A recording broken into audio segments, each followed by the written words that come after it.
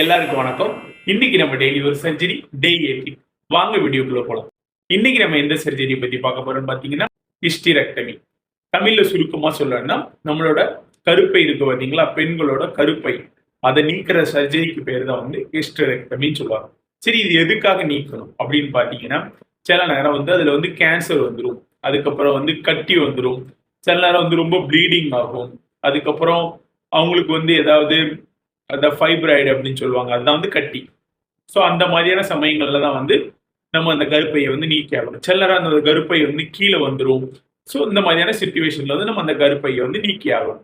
So early detection is better then later.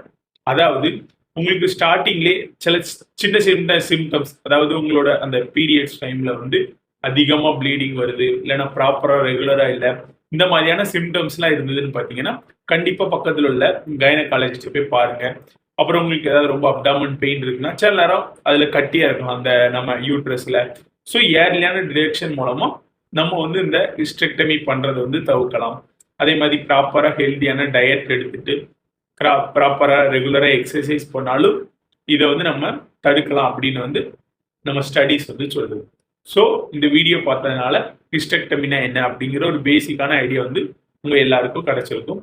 நாளைக்கு இது போல ஒரு சர்ஜரி வீடியோவில் சந்திக்கலாம். பாய். நம்ம சேனல் பிடிச்சிருந்தனா மறக்காம சப்ஸ்கிரைப் பண்ணிருங்க. இந்த வீடியோக்கு ஒரு லைக்கும் பண்ணிருங்க. உங்களுக்கு ஏதாவது சர்ஜரி பற்றி தெரியணும் அப்படின்னா கண்டிப்பா கமெண்ட் பண்ணுங்க. நாளைக்கு அதை பத்தின ஒரு பேசிக்கான விஷயத்தை நான் எக்ஸ்பிளைன் பண்றேன். தேங்க்யூ.